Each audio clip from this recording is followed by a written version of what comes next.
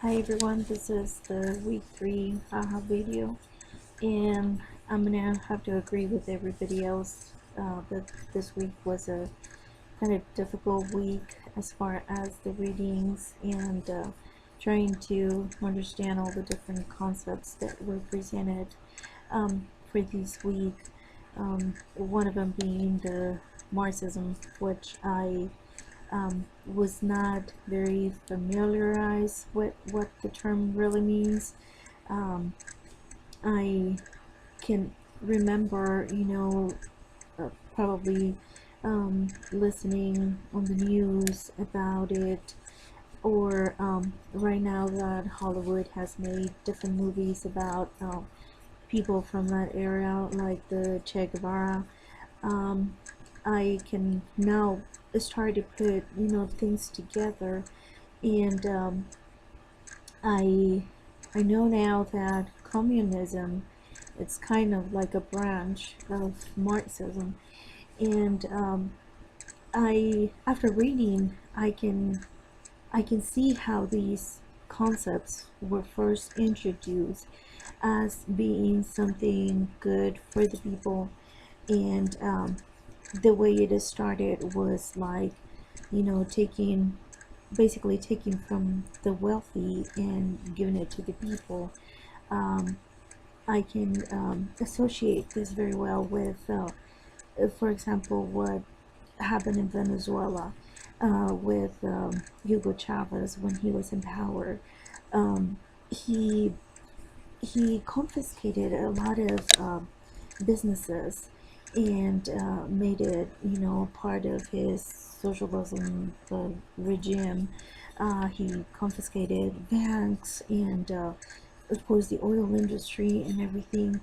And he ruled with, a fist of iron until his death. And even after that, he had the person that was gonna succeed him, and this guy has, uh, just made everybody angry because of the way he came up to power and what his government is doing now to the people.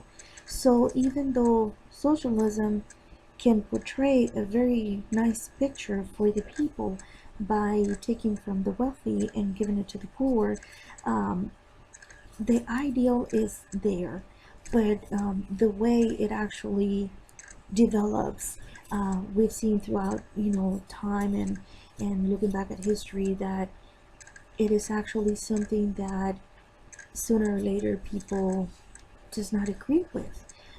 We see the way countries that currently have a communist system in place, how these places look like time has not gone by.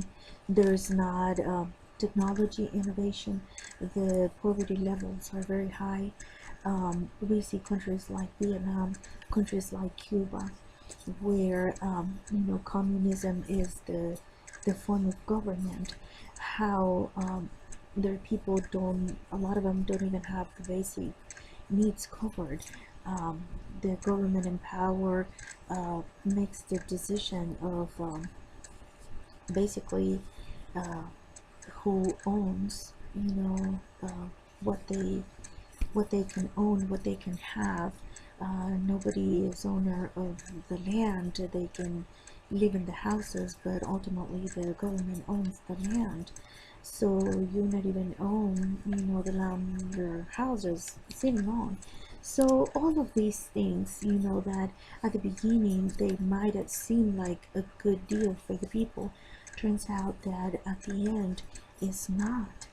um, that's one of the points we saw this week. Another thing was the leading roles of women in television, and also in movies. I have to say that I had very limited or no knowledge of that TV show that we saw a clip on. I had to do a little bit of research on that. It was a very popular show in the 80s, I think, and so, but it illustrates a good point. I think women have come a long ways in the television and film industry. I think right now we have a lot of shows with women as the main characters, which is a good thing. And one thing that I was able to read throughout the week is how women are portrayed most of the times, and especially in the past, like I said, how women are portrayed from a man's point of view, and this does not help us. So it's also a good thing that more women are not only being playing the main roles in television series or even movies, but also they're being the writers, the directors, and the producers. So this is a good thing, and I think we're gonna continue to see more of that. And of course, that's a good thing for us women. Um, the third thing that I want to talk about is spam, and after reading the posts and watching the videos, I can see that at least amongst us, the spam is not very popular. Um, I also did a little bit of research and see that, for example, spam is very popular in Hawaii, and of course there's a big Asian community there. It is very popular in countries like China and Japan. Um, I can see that my husband is Asian. He's Vietnamese. He's half Vietnamese, and these people love pork. Pork meat is very popular, so I can see why spam can be very popular. As far as the price, I don't know the price in these countries of spam. Um, Here in the United States, apparently there's certain 2, 3 states in which is very popular, and there's even a museum that actually I don't know who will want to go to the spam museum, but oh well. Um, and I the thing that I remember about spam is when I was a kid, sometimes my mom used to cook a spam, but of course my mom was a really good cook, so anything she made was wonderful. I remember a particular thing that she used to do was she would dice the spam and then add eggs, onion, tomatoes, salt, and pepper, and then she will make burritos and freshly made flour tortillas. And so, of course, anything you put in a freshly made flour tortilla will taste good. So we used to eat those burritos. It wasn't an everyday thing. It was like once in a it was very, very wow. So it was okay. I do remember it was very salty. So that's why, mom had to kind of like add other ingredients because just eating it by itself was very salty.